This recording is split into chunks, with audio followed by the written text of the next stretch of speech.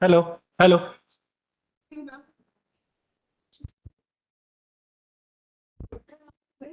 Hello, hello.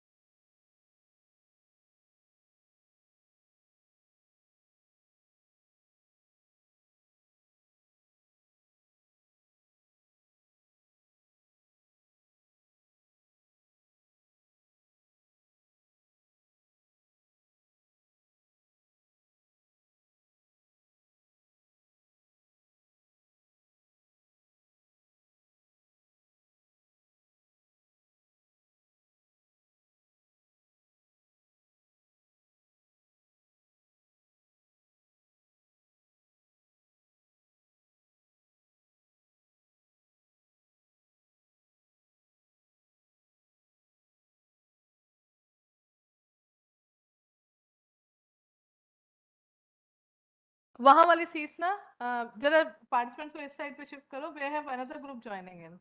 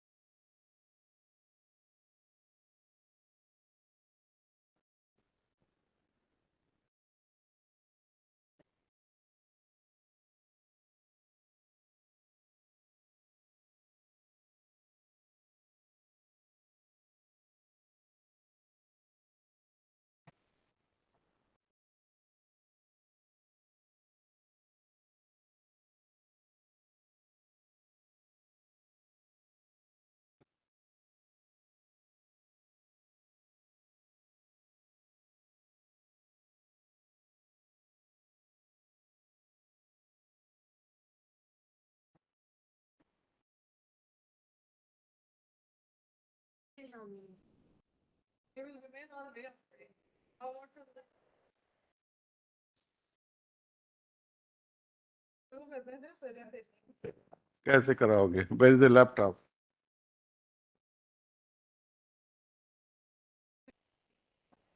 थोड़ा rest करके आते हैं. No, no. मैडम आप ही का सेशन है. Aja, say it will take another 15 minutes or so for the minister. He is on way. So in the meantime, I think both of you can clarify some questions that they had. I think that's better. They asked some questions. Maybe you can come here and clarify. So we can spend some time that way, productively.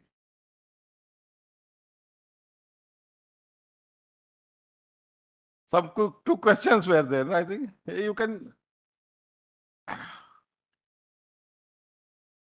Oh, cheers for the day. Huh?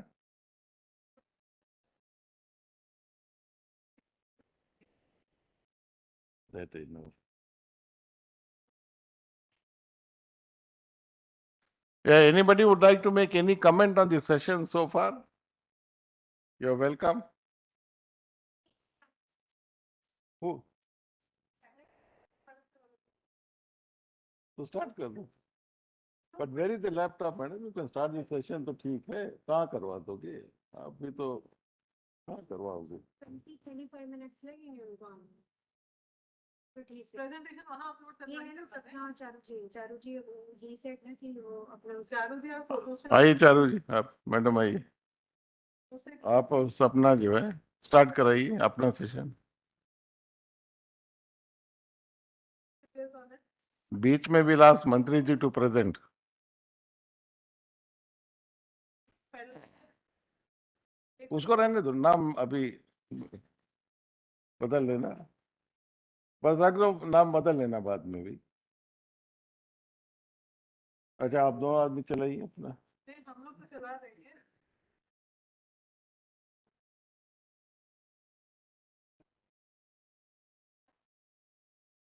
Second का 1 है ना. So we'll start the second session. Okay, I think, and then when he's coming, we'll stop it. So 1A, those 2A, those of you who are supposed to present paper in 2A, you could raise your hands. Okay, so there are enough people. I think you can. Doctor Lakshmana yes ma'am then Miss Amit for Holy Mr. Ashish Alo. So we will start with Dr. Dakshina. Nitin वहाँ से कोई भी होगी नहीं है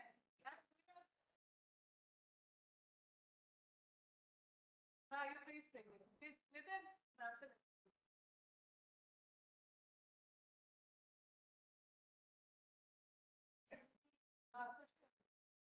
Miss Amit for you have sent your Mr. Ashish Mr. Vikram Prashant sir you have Professor S.C. sir Miss Anu ma'am presentation Miss Monica Kumari ma'am presentation Miss Ashmi presentation Dr. Shivraju Dr. Rajesh sir presentation she can present from here. Mr. Siddharth Mahajan presentation Mr. Bhavani Singh okay let's start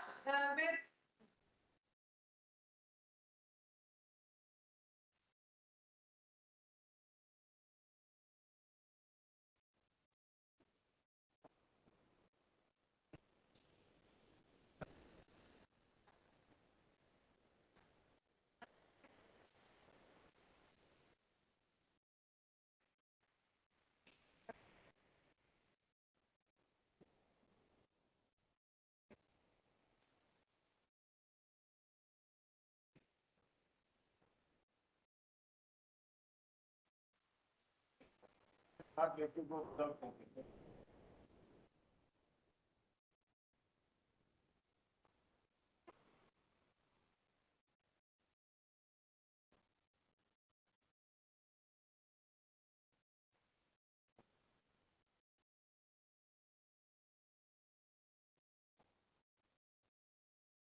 so ma'am yes ready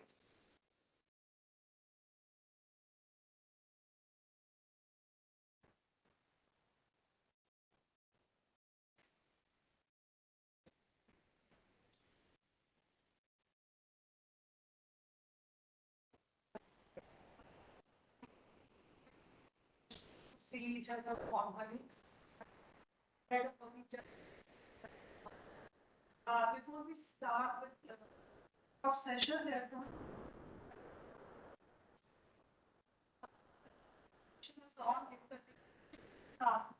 we have to take this barrier. Not slash it off.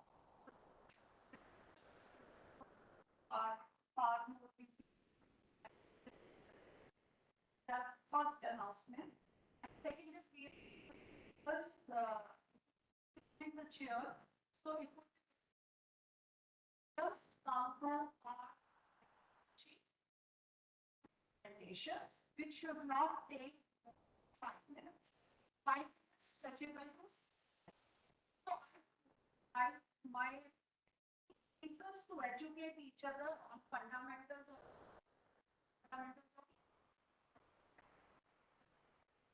we would just come up with the nuance of our own research and nuance of research studies in its technology. So what was the sample size anticipated by the institute? And despite that, so if we become like that, we can listen everybody. And I'll take 1 more minute. You are already familiar by now with our here. It's my identity, the gathering. We have Professor Charu Malhotra. He is currently Professor of E-Governance and ICT, Lead Coordinator for E-Governance at IEPA. With almost 4 decades of experience working in the area of e-governance, he has a lot of experience, not only as a academician and a researcher, but also of the inside working of the office itself. He is currently advising 10 ministries and the department constituting sectoral group of secretaries, SGOs on governance of the trading vision of India at the 2047 by employing digital technologies and citizen-centric approach.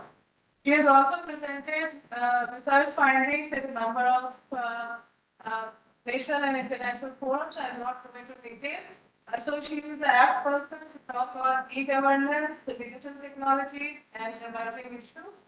So I welcome her. And now I hand over the mic to the presenters for her presentation. Why don't we, I can take a co-chair. Co-chair number 1. So I think the following. Okay, thank you. Good afternoon, everyone. It's a pleasure to be here. I'm Dr. Dakshina Chandra from Assistant Professor, National Law University, Delhi.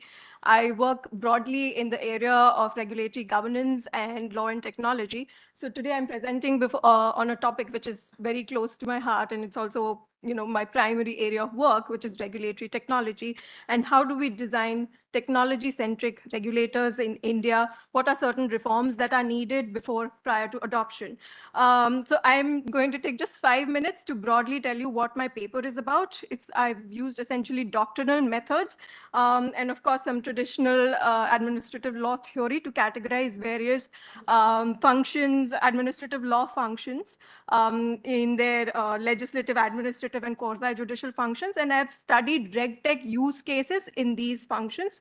So I'm going to quickly skip to, this is of course the broad overview of my presentation. I might not have time to go through all of them, but essentially, when you speak of RegTech, which is nothing but the contraction for the term regulatory technology, we're talking about technology that can be used by regulators to make their functions efficient, right? And this falls under broad area of fintech, which is essentially using technology-enabled financial products. So after the global financial crisis, supervision of financial related entities increased. So they started employing technology for better supervision. And that made a lot of regulators around the world also think, how can we use technology for better performance of our regulatory functions? So So there are various approaches that are propelling RegTech growth in India. I'm not going to go through them, but this becomes really important from a regulatory governance standpoint, whether we're doing advisory committees or regulatory departments or sandboxes. Each of them has a different approach, which is discussed in detail in my presentation. But essentially what I've done is I've used the traditional theoretical administrative law framework to divide regulatory functions into 5 various broad categories, from licensing to rulemaking and administrative adjudication, reporting, supervision, and compliance. And in my paper, I've discussed various case studies that have employed technology to make the traditional manual process better and more efficient. I might not have time to go into all of this, but I think what I'm going to do is discuss this one particular framework that has been adopted by SEBI for algorithmic supervision. And what SEBI has done is that it has created these algorithms for catching insider trading. And very simplistically speaking, these algorithms can analyze as much as 20 million trades in a day. And it is now issuing various types of interim orders based on the alerts that get generated from the algorithm that is used for supervision. And while this sounds like an excellent and fantastic idea, of course, it has various sorts of issues because this algorithm is a complete black box. We don't know what kind of transparency and discriminatory processes, what kind of discriminatory processes are enabled in this technology, and because there is not much transparency around it. And as a scholar of administrative law and regulatory governance, I'm interested in studying these kinds of technologies. Of course, in my paper, you'll find a little more detail on each of these classifications and how technology is used and what are the problems with these technologies. But I'm going to talk about here for a minute on the function of rule making or regulation making by ministries or regulators in India. And nowadays, regulators are using something what is called an e-consultation tool, which has become very popular for handling stakeholder consultations. And the Ministry of Corporate Affairs has, for instance, launched MCA 21 version 3, which is going to be using behavioral analytics to analyze comments received from stakeholders and accordingly study the mechanism. But these kind of technologies, blind adoption poses a lot of challenges. What is our challenge? Today, bots and deep fakes have become extremely common.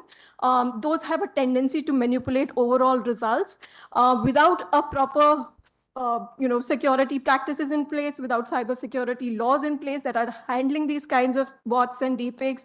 Launching technologies like these blindly without any kind of proper thinking, therefore becomes very dangerous. Of course, I've also in my paper talked about administrative adjudication, which is now becoming a popular thing overseas. Colombia, for instance, recently decided to automate some of its bankruptcy courts using artificial intelligence. And similarly, even now in India, there is this talk around how do we automate various functions under the IBC. Surely we do have technology in place at NCLT, at IBBI, et cetera, which are sort of not interconnected at the moment. And the talk is around how do we interconnect all of these and automate a lot of these functions. But again, any kind of automation also has problems, right? So one of the first instances is recently there was a Supreme Court case called Vidarbha, which sort of created a lot of challenges for lawyers because we earlier thought that the role of the NCLT was non-discretionary in nature, but and it has to either mandatorily accept or reject an application. But now the Supreme Court said that this role may also involve discretionary. So before we decide to automate functions, we need to firstly have some clarity on law on what can be automated and what cannot, for which we need to understand what are certain discretionary functions under the Act and what are not. So therefore, some clarity is also required. In conclusion, I've basically made a couple of recommendations, which is that blind technology adoption cannot solve our efficiency problems. We need certain kinds of reforms, and technology adoption without regulatory reforms is not going to help us at all. There is, of course, a lot of ad hoc nature in technology adoption in India without any kind of prior thinking on the philosophy of technology use, which needs to be addressed at the moment. There are also various laws in place and legal frameworks we need to set up before we can adopt technologies like that. My case, the paper that I've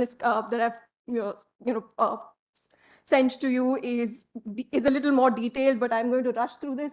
And most importantly, there is a lot of context-specific research that has to be done on adoption of technology in various regulatory functions before they can be ruled out as safe for adoption. And that is my recommendation, that some context-specific research must be encouraged before any kind of blind adoption. Thank you very much. I will wait for comments if there are any.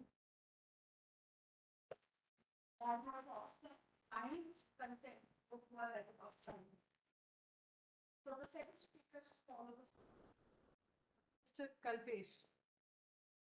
Should I leave this here? Thank you. Thank you.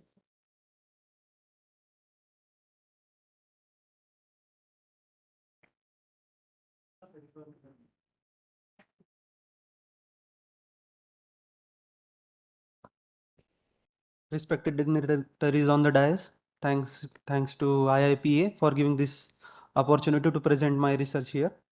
So my topic is an evaluative study of symbiosis between digital human rights, e-governance, and just democracy. Like we have human rights from ancient times, and it was not mentioned as a human rights, but it was like dharma or gurukul systems and all. It was imbibed into our intrinsic culture that we used to through the morality and everything, we used to ensure upon that like we have this kind of rights as human rights. So from that up to the formalization which came through various institutions, like in our constitution also we have mentioned about fundamental rights. In DPSP also we have mentioned. Then UNHCR, United Nations Human Rights Council. So in Article 1 also they mentioned about human rights. So from that to the another concept, which is of e-governance, which have around like 75 crores of people, Indian users on internet. From that, half of the chunk is from rural India, and still they are growing at 14% per year. Then at urban areas, we have around like same amount, around 37, 38 crores of people, and it have penetration around 71% of that internet. And another concept is in that is just democracy. What is just democracy? We have that democracy and all. So from that, we want to progress towards a just democracy, which is a quite blend of Rawls' concept of social justice and the Machiavelli's views of political institutions. So it is this blend of these two things. So in my research, we wanted to include these three, and we wanted to make a bit relationship. We wanted to establish a relationship between these three concepts. So in that, we took recourse to secondary sources. Then for human rights, analysis of the human rights, we have imparted that axiological approach to get that morality and ethics things. Then these are my objectives for this research.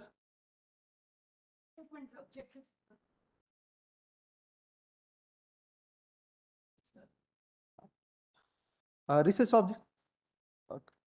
Moving forward. So the human rights from the formalization to moving towards the digital space. Like in the previous times, we have three generations of human rights. So from that, nowadays, like society is changing, technological interference is growing more into the society. So now scholars theorizing about human rights are like getting the need to get another generation of human rights, which are like 4 generation of human rights. In that, we used to include digital rights, then rights about our more personal things, pregnancy rights, right to more right to privacy, self-sex determination. So they used to categorize this kind of new emerging rights into 4 generation of human rights, which still this list is keep going on, increasing. Electronic governance and human rights. Okay. So in digital sphere, the rights are quite emerging into that equal access of internet, right to privacy and everything. This list is still going on. So democracy is just democracy. As I have said, it is a blend of two things of Rawls' theory of social justice and Machiavelli's views of political institutions. So the core crux of this research is about like what are the challenges in ensuring digital human rights. So in that, like it used to categorize into 3 parts. Okay, like rights which got violated due to advancement in the technology, then conflicting nature with the use of new technology, and it may create a situation where these rights are not present, or with the advent of technology, this kind of rights now emerge. So these challenges emerge in these three categories. So in that, as usual, we used to discuss about the digital divide from rural-urban perspective, gender divide, regional perspectives, like rural-urban is there, then we used to get that from the Internet in India's reports. Okay, like top performing states like Goa and Goa, Maharashtra and all have internet penetration about more than 60 to 68%. And for Bihar, Uttar Pradesh, it used to go beyond 40%. So these are the big issue in that. Then internet deserts. Like in some areas, we used to have internet which is like all surrounding, we have the internet connectivity, but at some parts, we doesn't used to get that internet connectivity. We used to call it as the internet deserts. Then internet shutdown is another issue which curtails the digital human rights. India ranked second in that, in this half yearly report of that. Then right to privacy and data secrecy and security. Now, the future wars will revolve around the data and not the oil. So data is the big oil, big fuel in future times. Then, oh,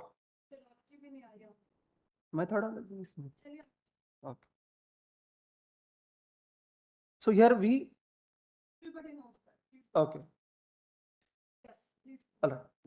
So here we have understood that the rights are there at the place. Indian condition is there from the digital infrastructure is there. So we need to ensure that human rights at the digital place.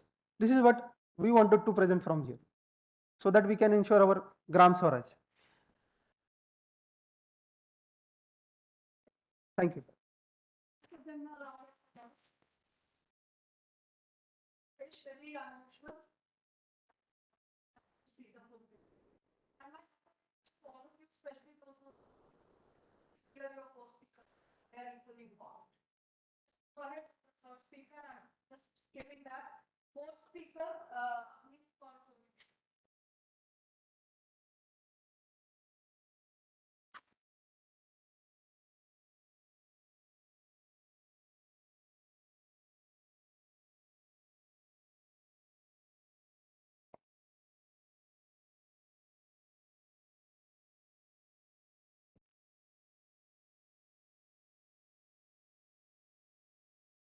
Good morning to the chair in the house.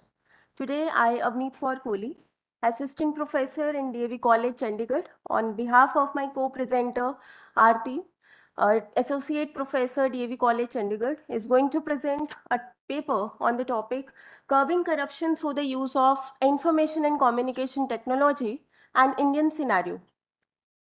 Now, we all know what is corruption, and I'm not going to go into details of the theoretical aspects of it, as you can view from the slides.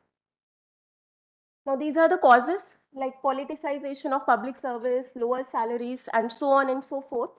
Similarly, consequences could be political costs, social costs, economic costs, environmental costs. Now, if you can see from this PPT slide that there is one corruption perception index. This is released by Transparency International, and this index ranks countries from the most corrupt to the most cleanest. And to our shock, India is ranked 85th out of 180 countries in the year 2022. And this is all despite having various anti-corruption measures. Now, these are the institutional measures, CVC, CBI, Lokpal and Lokayukt, departmental grievance cells, etc. These are the legal measures, Right to Information Act, Prevention of Corruption Amendment Act, Prevention of Money Laundering Act, Whistleblowers Protection Act, Black Money Act, Lokpal and Lokayukt Act. Now, I'll straight away come to the main thing, that is how information and communication technology is dealing with the corruption. So firstly, there is social media, and we all know the power of social media. Um, Being a photojournalist, you can take the picture of the corrupt practices going on and can post on the social media. Then civic technologies could be used, such as crowdfunding platforms, crowdsourced data platforms, where many people can come together and share their corrupt instances. Then artificial intelligence, a gold mine in today's arena. A lot can be done with it, from industry to agriculture. Blockchain technology, a digital ledger system from where illicit transactions can be catered. Now, there are some government of India's e-governance initiatives, as you can see.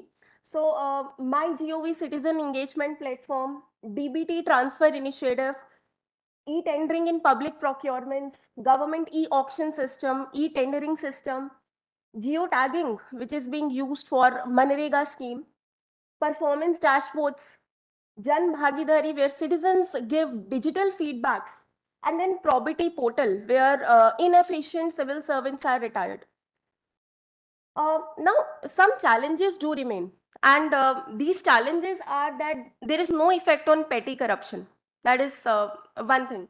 Then, similarly, illicit financial transactions can be easily done through various technologies like blockchain and cryptocurrencies. We all know that. Corruption through end-to-end encryptions like WhatsApp and Instagram. There is no effect on higher level corruptions also. Dark web, which is a recent phenomena where some illegal transactions like drug trafficking, arms trafficking, human trafficking takes place.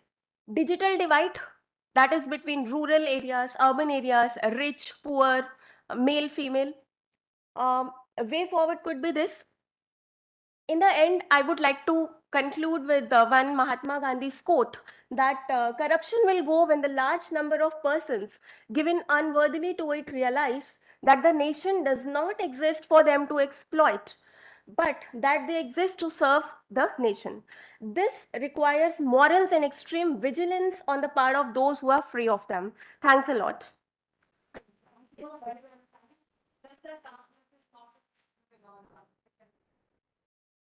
So we are preparing for to come.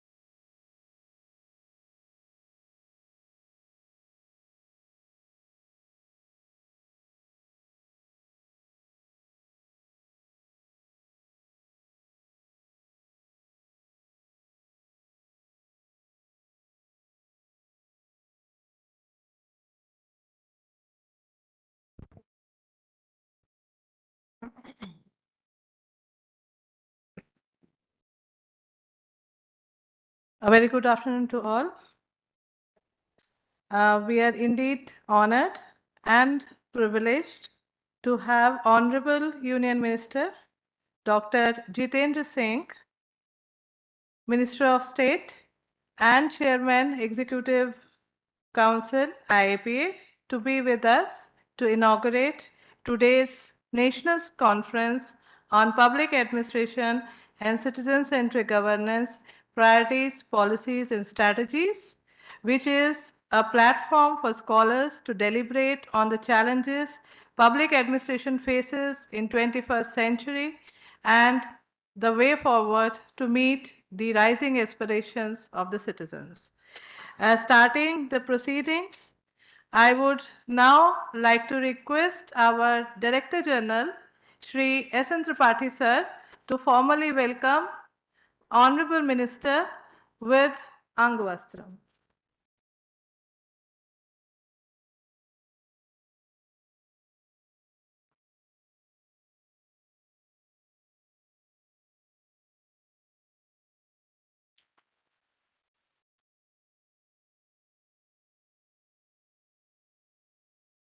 Thank you very much, sir, for doing the honor. A true welcome is never complete without warm words and warmer gestures. But before I invite DG IAPA for his welcome address, a few words of introduction about him. Shri S.N. Tripathi, sir, an IAS officer of 1985 batch, Odisha cadre, is presently the Director General of IAPA. Before joining that, he was the Secretary, Ministry of Parliamentary Affairs. With this brief, sir, I'll invite you for your welcome address.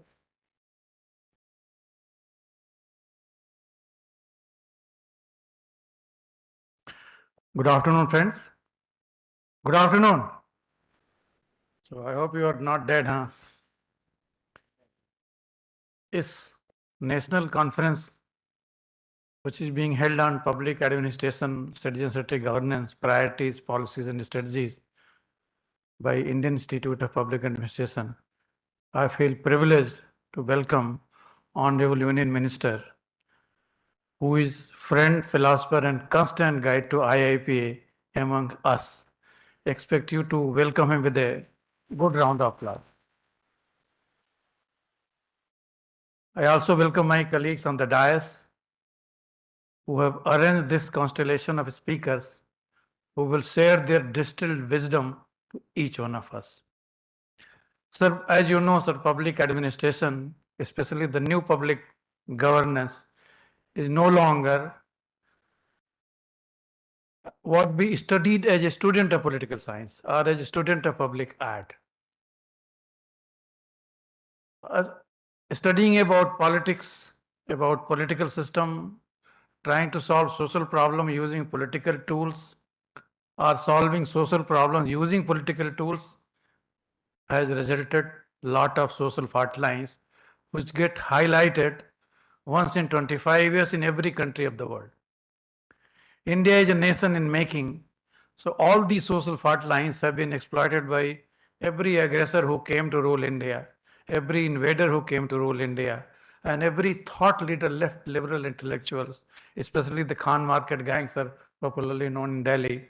They never realized that we should propound Indian way of thinking. The time has come to set this agenda straight. A country of 1.4 billion, a civilization of 5,000 years, must have some system of public administration in managing its day-to-day affair. Samaj, Sarkar, Bazaar, they don't get managed automatically. They are not nature, plant and fish that they will grow automatically. Somebody must have been managing before British came or before Mughals came or before we got divided into principalities and home states. The time has come to study the Indian public administration for India, prepare an academic input behind it, and tell to the world that India is not far behind in thought process. When they were dealing with 1 to 9, sir, we established 0. When they were walking on the streets of somewhere without any street, we were reading Vedas. When they did not know what is Satya, we were saying Satyameva Jayate. When they knew nothing, we said Aham Brahmasmi. When they knew nothing, we said Tat Tvamasi.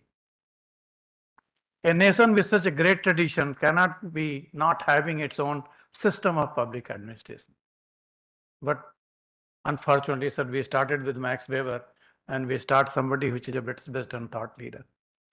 We feel shy to quote Dhanpal ji or to quote Suresh Misra or quote some Indian-made Charu Malhotra and others, that they can also think the way Shakespeare could think, the way Max Weber could think. This is sign of inferiority. And I think one of the Panch Pran that Honorable Prime Minister has administered to the whole nation is coming away from this Gulami ki Mansikta. So this workshop, national conference arranged by our learned Professor Dr. Suresh Misra and his team of intellectuals, the IIPA faculty and all those who have supported us, they give us hope that we need not study only the Western thought or the Oriental thought, we also must have an Indian view of it. G20 recently concluded has given a world view how to save this planet Earth. We don't have planet B to live. If one Earth, one future and one family is the future, then this can only be run on the principle of Vasudhaiva Kutumbakam, equality, liberty, fraternity, and justice. They might be good in Magna Carta, but they may not be very relevant for managing 1.4 billion Indians or similarly placed Asian societies. This workshop isn't just an attempt to unite the academic world to feel free that all that is Indian is not bad. We need to give it theoretical academic input. They need to study Niti Satak, they need to study Arthasastra, they need to study Vairagya Satak, they need to study Sringar Satak also. They need to study the Ramarajya, what is administration should be. They also need to study प्रजा के हित में ही राजा का हित है, राजा की इच्छा प्रजा का हित नहीं है. This was ancient Indian wisdom, sir. This was lost somewhere as if it was an anecdote. It is Chepak Katha. It needs to be certified as if it is dialogue between deep and down. We thought that the entire public administration brigade, which is available in more than 100 universities, and there are more than 500 teachers engaged in this, and more than 3,000 public administrators and 22 million Indian bureaucrats are managing this planet Earth, coming out with the Indian thought process would be just not only timely, but befitting with your own direction that हम आत्मनिर्भर बने, न केवल production, manufacturing and services में, but अपनी चिंताधारा में भी आत्मनिर्भर बने. जब सरकार, नागरिक सरकार निर्भर रहेगा, देश आत्मनिर्भर कैसे बनेगा? Universities and thought leaders like you sitting in front of me, we also have to have our own thought process. Let them be bad, let them be invalidated, let them need more data. But let's put up an Indian view of public administration. We are more than e-governance, we are more than public grievances, we are more than administrative reform. We need to find out a system of public administration. What is the institutional arrangement that 1.4 billion people need? What is the administration at the central level, state level, district level? Has the time come to manage town and blocks as a unit of administration? Has a time come to create 4,000 district with district magistrate who will be in touch with DM, CM, and PM so that we will administer justice, public service delivery, and using technology as a tool, not relying on technology to deliver development. So the academic world is full of ideas, and they are full of crazy ideas also, but there are a lot of sensible ideas. We thought that 140 plus papers and so 7-8 sessions presided over by intellectuals best of the breed of India will certainly come out with a distilled way of thinking that is Indian, that is Oriental, and we should feel proud of such thus distilled wisdom, sir. This is a small attempt of IAPA. It has been kept keeping in your direction to us that we are not only a training institution, we are a thought leader. We were only created to change the mindset of bureaucrats from colonial to developmental. Now it is our duty to train our bureaucrat and thought leader that we are not regulators. Britishers have gone. We are not only welfare state, farewell state has come. It is the age of kindness economy. It is the age of care economy where people need to be cared where they are. The global problems are rising income inequality, climate crisis, technological revolution, and aging population. They all need to be discussed because if we don't discuss today, a decade later, they will become problem of the universe. We have ignored climate change. Now climate justice is coming at our doorstep. We ignored women education. It has come at our door. And I'm grateful to the government for coming out with Nari Bandhan that if they are represented, they will take care of themselves. So leadership is not destined to be born in St. Xavier schools or St. Stephens are available in Delhi and Mumbai and Chennai. You have just seen, sir, ISRO was launched where 80% engineers, none of them were IITs. There's pride of place that हमारे गुदड़ी के लाल चारों तरफ हैं. ये sir मिट्टी के सुगंध लेके घूमते हैं. इनको intellectual process देना है, and I'm hopeful that this process will get a new motion. And we will repeat it, sir, every year as you have desired, that in IAPA should become thought leader. We should upgrade ourselves from the league of training institutions. We are not trainers. Dogs and human beings are not the same. Dogs and cats need training. Human beings need change in mindset, change in skill set, change in tool set. and we provide that scenario guidance. With these initial remarks, let me take the privilege of welcoming Honorable Union Minister. I will request Professor Suresh Sharma ji to give a brief background.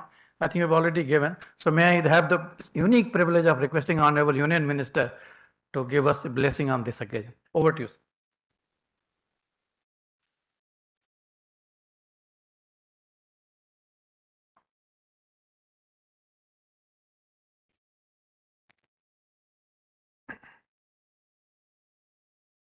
Director General Tripathi ji, whose thought-provoking and highly philosophical address you just now heard, and I'm sure all of us are left educated after having listened to him for a few minutes.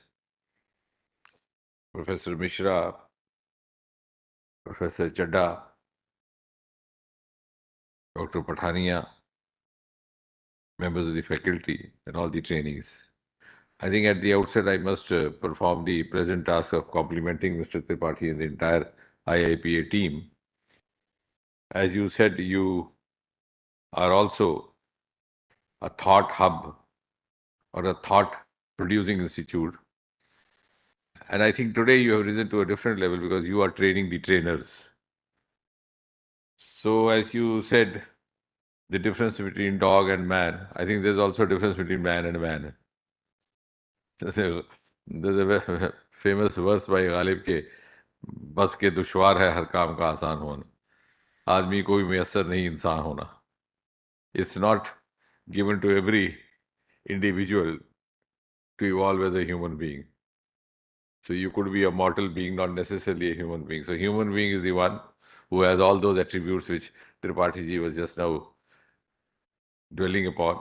And you are the ones who have been entrusted with the responsibility of grooming the next generation and the society at large. So I think by imparting this or sharing this knowledge with you, the IIPA is performing a larger task of reaching out to larger sections of society. So wherever you go, in your respective places, you'll be able to carry what you have learned from here and also throw back or leave behind which you think is not relevant because you are yourselves teachers. So you know how much to carry, how much not to carry. But here, they are there to offer you what they think is appropriate for you.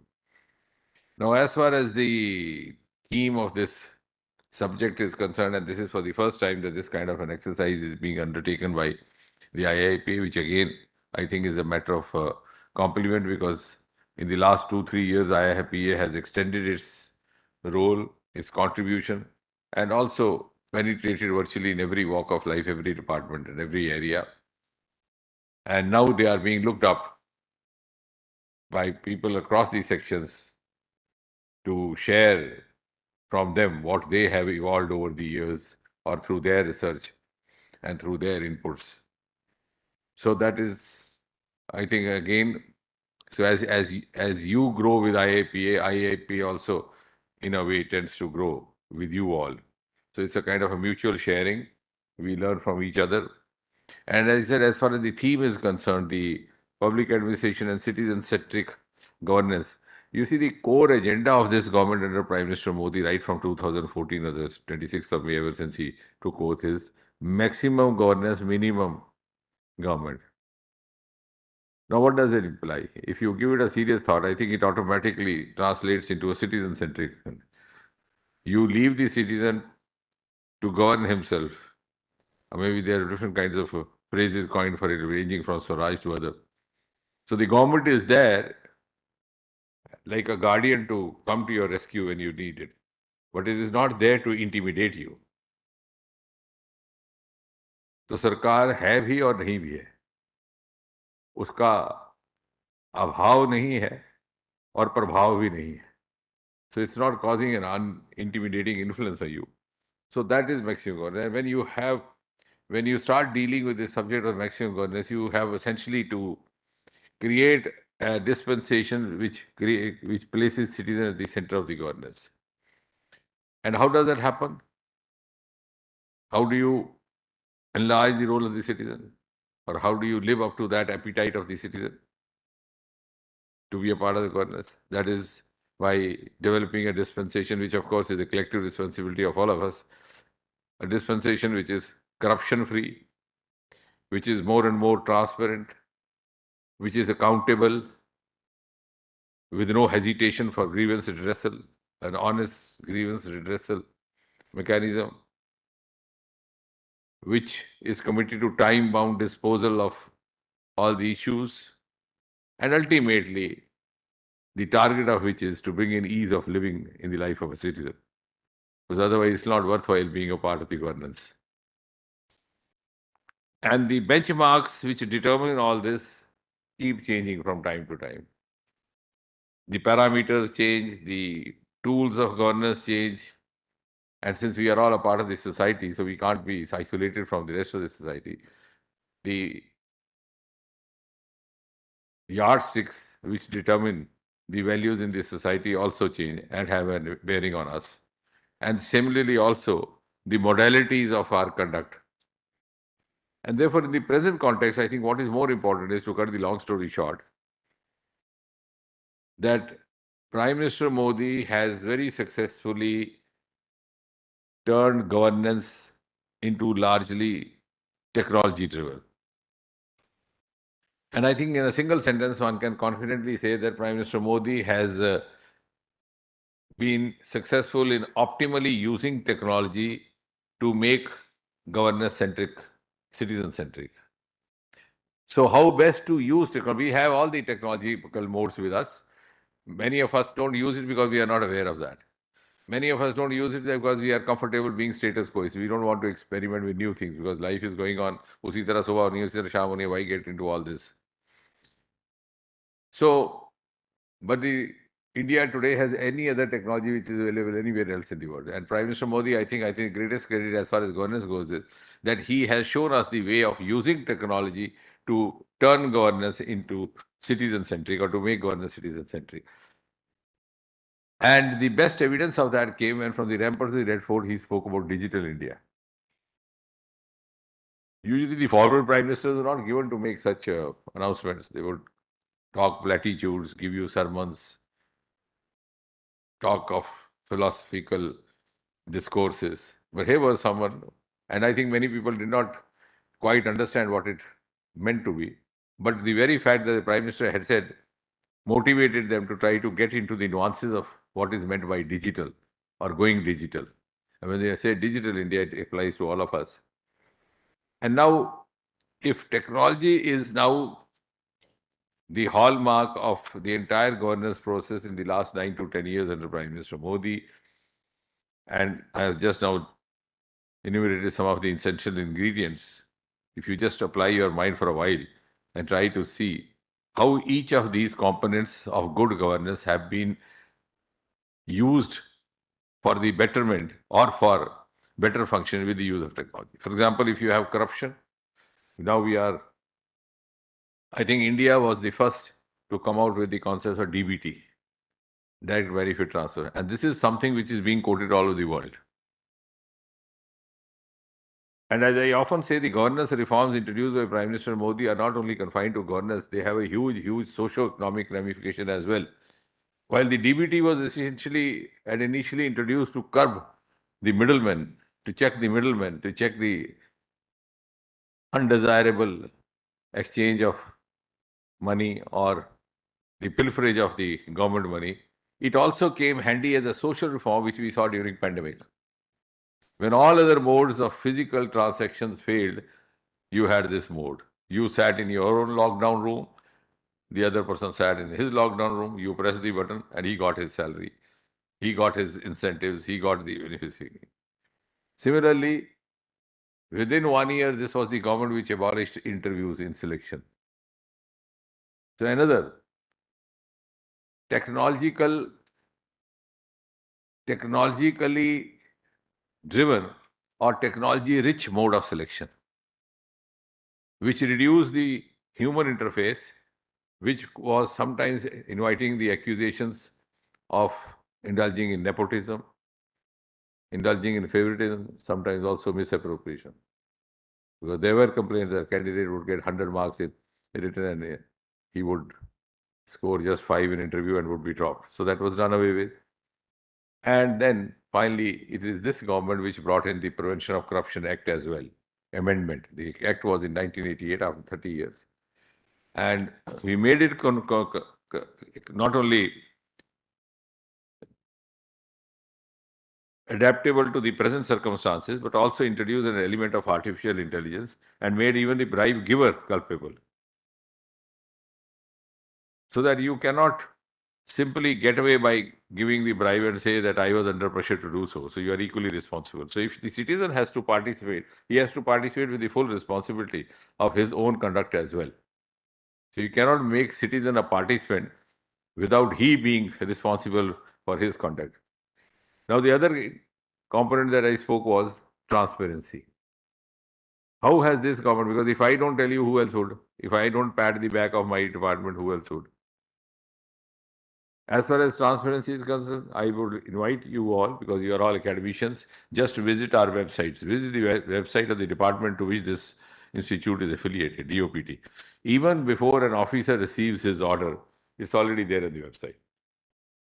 And many of our officers do not wait for their copy to arrive to receive the news of their empanelment or promotion, or they find it and they find it easier, and it's become a habit for them to keep themselves tagged to the website, and they find it more easily accessible and more. Similarly, in the exams, in Staff Selection Commission exam, it's been highly introduced into OMB model, so it's no longer the human interface. Now, the other component I spoke of, accountability and grievance redressal. Earlier on, we had set up grievance cells just to address a common demand which arises time to time in the media. But the cells would hardly be responded. And when the era of websites came in, the website was never visited by the government officers. Now it is now automated. So you have a central CP gram system. You file a complaint, it automatically goes to the concerned department, it fetches the reply in 5 days. If it doesn't fetch the reply, it gives an automatic alert to the department and makes sure that your grievance is responded to. So this is all technology driven. Now we are also in the process of integrating most of the states in that central grievance mechanism. And the result just used to get 2 lakh grievances over a year in 2014 or before that. Today we are getting more than 20 lakh, which means people have started, filing their grievances because we are responsive, we are prompt, we follow timelines. So people have the expectation that they would get their response.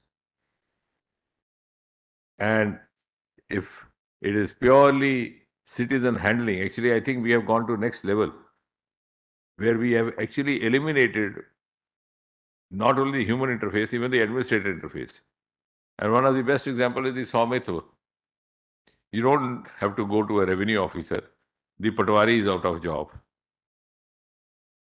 With the use of drones, the space technology, and a new geospatial policy was brought in 2022. You can chart out your own farms, your lands. You don't even have to see a government officer or visit a government office. And I think the times to come, this is what is going to be the trend. You have digi-lockers. Even for the pensioners, we have electronic pension pay orders. Earlier on, if a person was to retire for whole 1 year, he would be going from one place to the other. Even if you got transferred from one college to the other college, the earlier college would say, ma'am took a book from us 15 years back. The library still has on a record, she should clear it. So you would find it difficult going back 15 years and getting an NOC. Now it's no longer so. You have an automated module there which keeps reminding you and which also remains updated, and the PPO is there on your table on the day of your superannuation.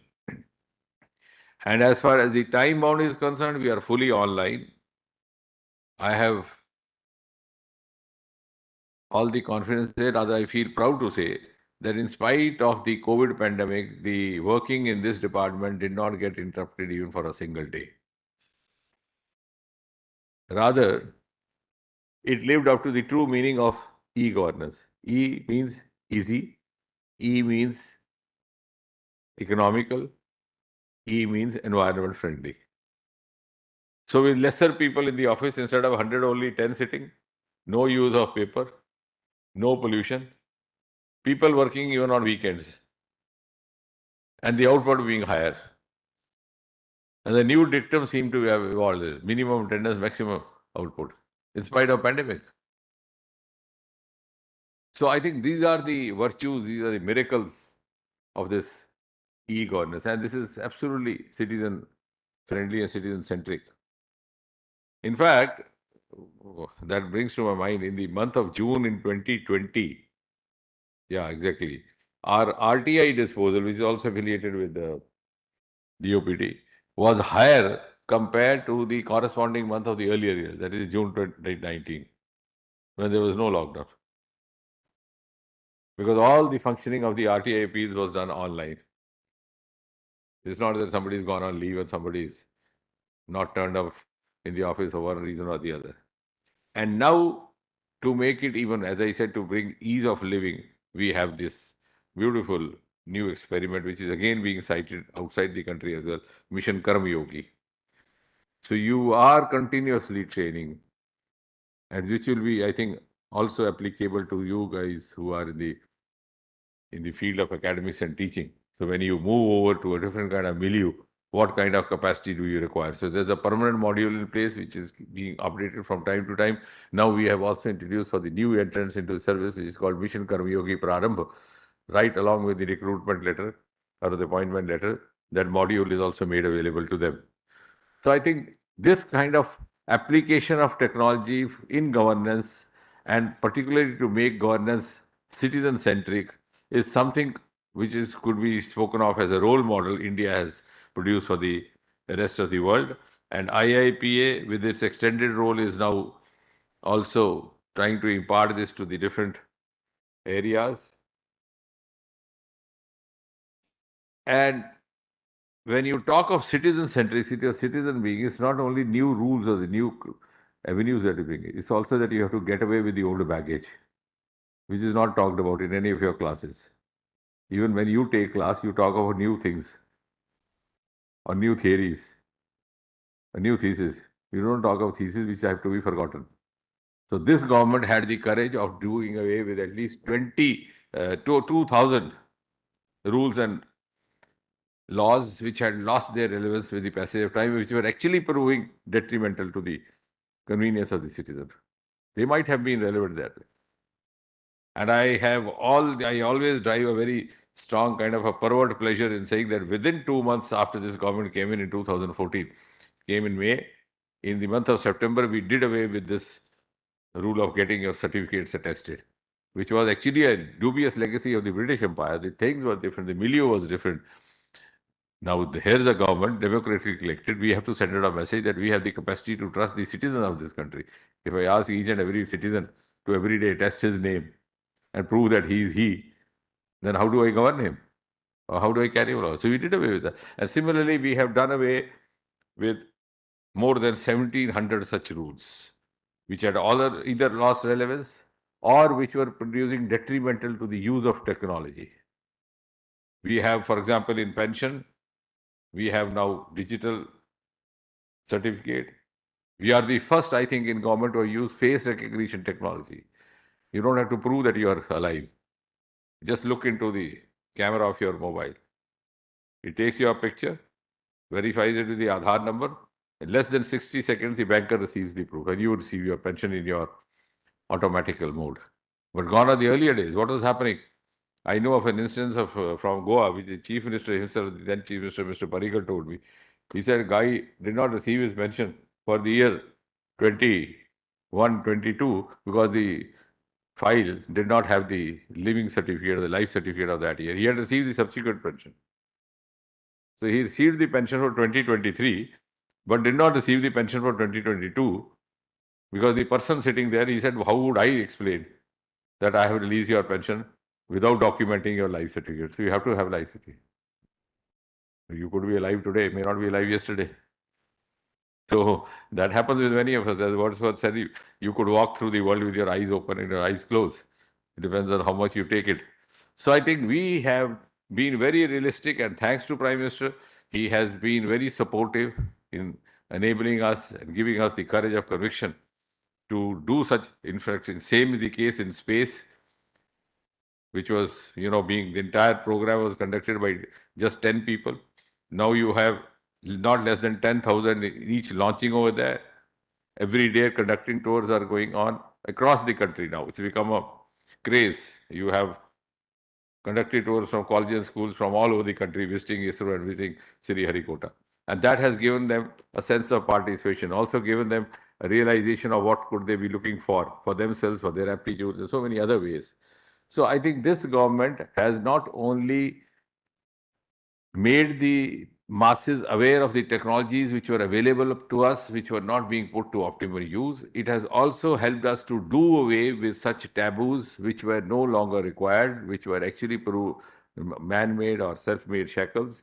And now that we are entering into Amrit Kal, or we have already entered, I think Tripathi ji would explain that better by virtue of a shlok, because that is what he knows better than many of us. But for that too, I think these target audience would be the right stakeholders, because they may be having 20, 25 years of service to put in. So you are going also to train those youngsters who are going to celebrate the Century India of 2047. So you have that privilege also, which was not given to the earlier generation. So when they are training you, you are training others and training those who are going to be sitting in your place in 2047. So please take it as a unique privilege, and please do give your feedback before you go back. I had suggested that we could give them a unnamed performer, an anonymous performer, which we have been doing in the corporate sector. So you could tell us who spoke how. Did the minister come, light the lamp and wasted our time and went away? And next time we need not have a session like this. We could have, yes, you're welcome. That is how this Modi government has tried to reform. You try to get into a working mode, or the kind of faculty that you would like to have. Or you would like to have faculty which is also science oriented, which is also communication oriented. I compliment them. They have developed a communication cell which is very vibrant. They are conducting interviews. Ma'am is there. She's conducting interviews, very incisive interviews with the different kinds of stakeholders, and also trying to circulate them. So you could come out with suggestions where else we could improve upon, which are the areas which could be entered, and which are the areas we should withdraw. Not that because last 75 years it's being customary that chief guest has to come, he has to hang something around his neck, then go and light the lamp, then he has to speak, and then go back. You could say, no, let's have a session on this, and let him also come prepared. In fact, I told capacity building, you prepare a module even for ministers, which is not often said. So what I'm trying to say is that be very frank, so that we all improve. As Prime Minister Modi puts it very beautifully, he says, if we have to see India rising there where we see, but how will it? Then each and every citizen has to contribute. So we have to actually improve upon the capacity of each one of us, within me and within others. And for that, we can help each other. So I'm sure all of us would benefit from this exercise. I once again compliment Mr. Tripathi for having given me this opportunity to be with you. And maybe you also find it not unrewarding being with me. Thank you.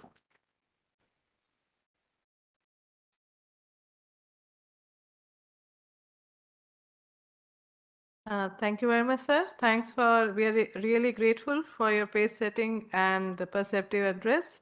Now I invite Professor Suresh Mishra for his vote of thanks.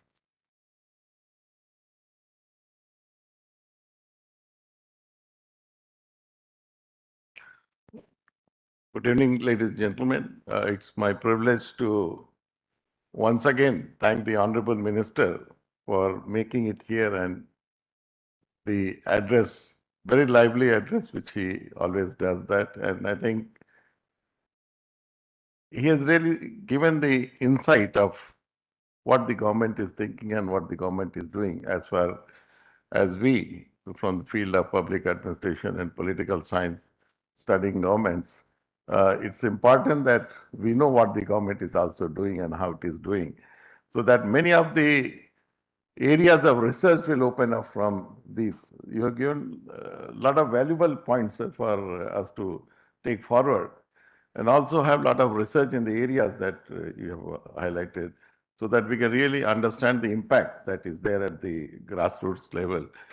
So with this brief introduction. Once again, I thank you, sir, for being here. It was really excellent to hear you. And as always, you have given time to us. I know you just came from Jaipur and straight you came here. That's something which we are very grateful, sir. Thank you so much, sir, for being